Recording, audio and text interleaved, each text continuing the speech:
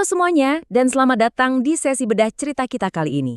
Nah, kalau kalian sekarang lagi santai, mungkin lagi siap-siap makan siang, atau sekedar selonjoran abis seharian beraktivitas, wah kalian ada di tempat yang pas banget. Hari ini kita bakal membedah sebuah narasi yang cukup panjang. Ini bukan pelajaran sejarah kaku yang nyuruh kalian ngapalin tanggal atau nama.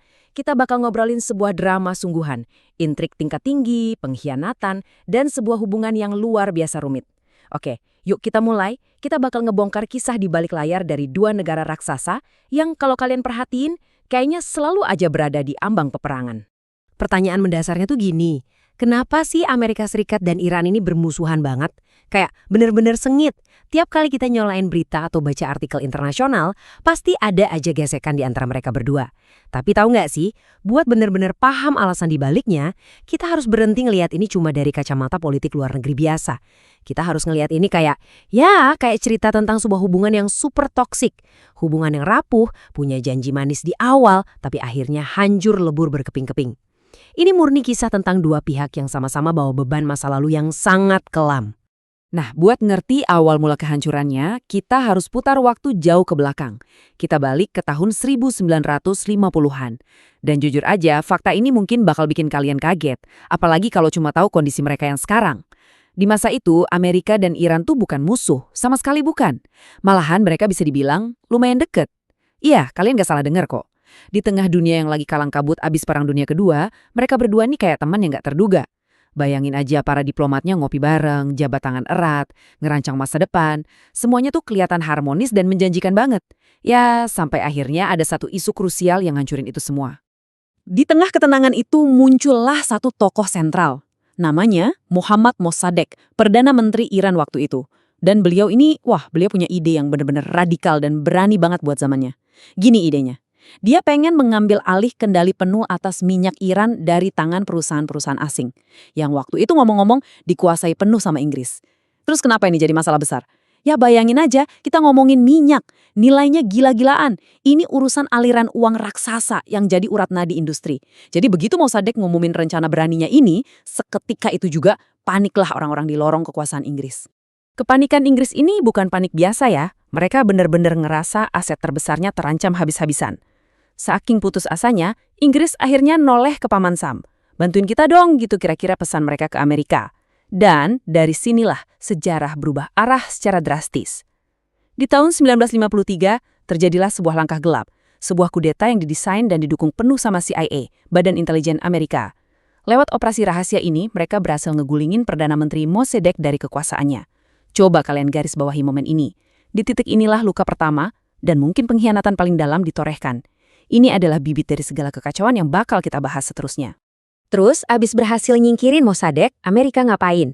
Mereka ngebantu ngebaliin kekuasaan absolut ke tangan Raja Iran, yaitu Sang Shah. Sang Shah ini benar-benar sosok pemimpin yang sangat pro-barat, jadi otomatis Amerika seneng banget dong dengan hasil ini. Di era Perang Dingin yang lagi panas-panasnya waktu itu, punya sekutu yang kuat dan setia di Timur Tengah, tuh ibarat dapat keuntungan strategis yang tak ternilai harganya. Di fase ini, hubungan pemerintah mereka tuh kayak lagi masuk fase bulan madu. Kayak ada kesepakatan tak tertulis di antara mereka yang seolah teriak, "Bro, santai aja, kita satu tim." Dari luar, aliansi ini kelihatan kokoh banget, tanpa celah sedikit pun. Tapi, selalu ada kata tapi dalam drama sejarah kayak gini. Mari kita lihat gimana cerita manis tadi pelan-pelan berubah jadi sesuatu yang jauh lebih gelap. Kita mulai masuk ke titik didih. Di balik pelukan hangat antara pemerintah Amerika dan Sang Shah, ada realita pahit yang harus ditelan tiap hari sama rakyat Iran. Shah yang didukung penuh sama Amerika ini ternyata merintah dengan tangan besi, benar-benar otoriter. Belum lagi ada yang namanya Savak, polisi rahasia yang kejamnya minta ampun. Mereka nggak segan-segan berburu dan ngembungkam siapa aja yang berani kritik. Bayangin kalian hidup di negara di mana salah ngomong sedikit aja, besoknya kalian bisa hilang. Rakyat mulai ngerasa tercekik dan ditindas di rumah mereka sendiri. Disinilah akar masalahnya makin menggurita dan rumit. Kalau kita bedah situasi ini dari dua sudut pandang, kelihatan banget ada perbedaan yang jomplang. Di satu sisi, dari kacamata pemerintah Amerika Serikat, Iran di bawah pimpinan Shah itu benteng pertahanan krusial buat nahan pengaruh komunis Soviet. Sekutu Perang Dingin yang luar biasa penting lah. Tapi, di sisi sebaliknya, buat rakyat jelata Iran yang lagi menderita, Amerika itu dilihat sebagai entitas asing yang secara aktif mendanai dan melindungi diktator penindas. Ini bukan cuma soal beda pandangan tentang kebijakan loh ya, ini adalah bibit kebencian murni yang pelan tapi pasti terus mendidih di bawah permukaan. Dan akhirnya, tekanan sosial yang terus numpuk bak bom waktu itu meledak. Tahun 1979. Kalian mungkin sering dengar angka ini karena ini benar-benar tahun yang ngubah segalanya. Ini bukan cuma sekedar angka yang dicetak di buku pelajaran sejarah. Ini adalah momen klimaks yang super eksplosif. Titik di mana hubungan kedua pihak benar-benar hancur berkeping-keping tanpa bisa disambung lagi. Tahun 1979 menandai meletusnya Revolusi Iran. Sebuah gelombang perlawanan yang luar biasa masif, brutal, dan fundamental. Yang gak cuma ngubah wajah Iran selamanya, tapi juga bikin seluruh dunia terkejut. Yang bikin revolusi ini sangat historis adalah putaran 180 derajatnya. Gini, sebelum gelombang revolusi nyapu bersih semuanya, Iran itu negara dengan pemimpin yang sangat pro-barat, sekutu nomor satunya Amerika. Tapi setelah revolusi berhasil menjatuhkan sang Syah, rakyat Iran ngerombak sistem negaranya secara total jadi sebuah republik Islam. Dan kali ini di bawah figur kepemimpinan yang baru dan sangat karismatik, yaitu Ayatollah Khomeini, arah kompas negaranya benar-benar putar balik. Dari yang tadinya sahabat karib, langsung berubah wujud jadi kekuatan yang secara terbuka sangat anti-Barat dan pastinya sangat anti-Amerika. Kepemimpinan baru yang revolusioner di Iran ini nggak mau buang-buang waktu buat negasin posisi mereka. Di mata mereka, Amerika udah bukan lagi sekutu, dan bukan juga sekedar negara asing biasa. Amerika adalah musuh eksistensial utama. Mereka bahkan sampai pakai satu julukan spesifik, julukan yang sangat berat, provokatif, dan terus diulang-ulang. Setan besar, atau The Great Satan. Label yang kuat ini nggak main-main. Ini dipakai secara efektif buat mengkonsolidasi kemarahan dan sentimen anti-Amerika yang lagi menyala-nyala di dalam negeri. Sekaligus ngirim pesan ke seluruh dunia kalau permusuhan ini sekarang udah murni ideologis. Nggak lama setelah retorika di jalanan makin panas, ada satu insiden super dramatis yang benar-benar ngebakar habis sisa jembatan diplomasi di antara mereka. Angka 52. Itu adalah jumlah warga negara Amerika Serikat yang secara mengejutkan ditawan dan disandra. Bayangin, kedutaan besar Amerika di jantung ibu kota Teheran diserbu secara paksa sama kelompok mahasiswa radikal. Peristiwa yang disiarin langsung ke seluruh dunia ini seketika menyapu bersih niat baik apapun yang masih nyisa di Washington. Seluruh dunia cuma bisa nonton dengan tegang, menahan napas, ngeliatin krisis internasional yang belum pernah kejadian sebelumnya ini bergulir. Dan ketegangan yang mencekam itu nggak kelar dalam waktu singkat. Para sandera ini dikurung, diisolasi dari dunia luar selama 444 hari. Iya, 444 hari yang luar biasa melelahkan dan penuh tekanan psikologis yang berat. Krisis panjang ini mendominasi berita malam selama lebih dari setahun dan memicu reaksi kemarahan yang luar biasa dari Amerika. Reaksinya instan.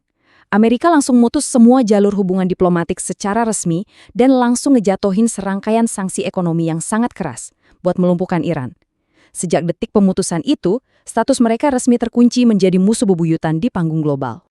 Terus pertanyaannya, gimana ceritanya setelah krisis itu beres dan para sandera akhirnya pulang? Kita masuk ke era modern dari konflik panjang ini.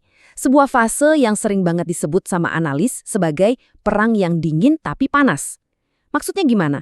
Karena mereka berdua ini sadar kalau berhadapan langsung di medan perang resmi bisa memicu perang dunia ketiga, mereka ngehindarin itu.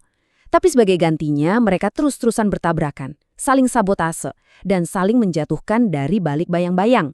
Cara-cara yang dipakai tetap aja sama destruktifnya. Ini adalah sisa-sisa kekacauan yang menolak untuk usai. Kalau kita bedah arena pertarungan bayangan ini, seenggaknya ada 3 pilar utama di mana konflik ini terus memakan korban. Pertama, proxy wars alias perang lewat tangan pihak lain. Iran secara aktif mendanai kelompok-kelompok bersenjata di berbagai sudut Timur Tengah, sementara Amerika mendanai kubu lawannya. Mereka bertarung tapi numpahin darah orang lain ya. Kedua, sengketa panjang seputar program nuklir yang super rumit. Dan yang ketiga, aksi saling serang langsung tapi pakai taktik saling balas dendam yang diukur. Saling menarget orang penting yang seringkali bikin pasar global panik dan ketar-ketir. Coba kita bahas isu nuklirnya sebentar. Ini salah satu babak yang paling bikin frustrasi. Di satu sisi, ruang negosiasi Iran terus bersikeras dan bilang, "Hey, ini murni buat memproduksi energi listrik kok, bukan buat bikin senjata bom." Tapi di sisi yang berseberangan, Amerika Serikat dan negara-negara sekutunya sama sekali nggak punya rasa percaya sedikit pun. Pesan dan tuntutan mereka sangat tegas tanpa kompromi.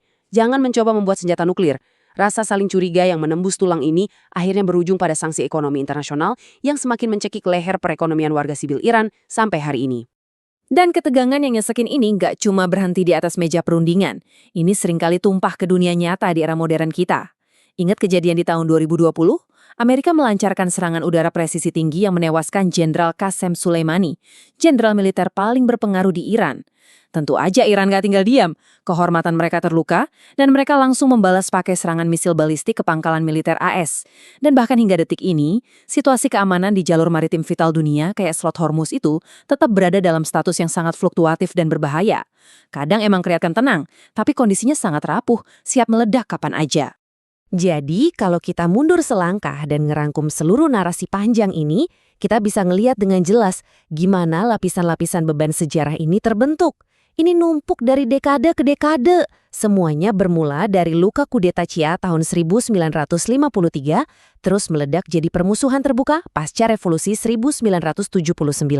Ditambah lagi sama trauma mendalam dari krisis penyanderaan, jurang perbedaan ideologi yang super curam, dan sekarang diperparah dengan ambisi perebutan kekuasaan regional serta bayang-bayang senjata nuklir. Tiap lapis masa lalu ini udah jadi rantai berat yang bikin perdamaian di masa depan terasa semakin mustahil untuk diraih. Pada akhirnya, ini bukanlah sekedar catatan pinggir tentang dua negara yang lagi berantem soal batas wilayah. Ini benar-benar ibarat sebuah hubungan yang sangat toksik, yang udah hancur lebur sejak puluhan tahun lalu. Sebuah ikatan yang diracuni sama dendam kesumat, dirusak oleh rentetan kesalahpahaman, dan penuh dengan luka masa lalu yang gak pernah benar-benar diselesaikan sampai ke akar-akarnya. Dan ironisnya dari epik panjang ini, setiap ada generasi pemimpin yang baru, mereka seolah cuma bertugas nambahin masalah baru ke atas beban sejarah yang udah mustahil diurai. Pertanyaannya sekarang, dengan beban masa lalu yang seberat itu, apakah siklus permusuhan ini bakal pernah diputus? Sesuatu yang sangat dalam buat kalian renungin. Terima kasih banyak udah menemani saya membedah cerita panjang ini. Silakan lanjutkan waktu santai kalian, nikmati hidangannya, dan teruslah menjadi pembelajar yang fokus.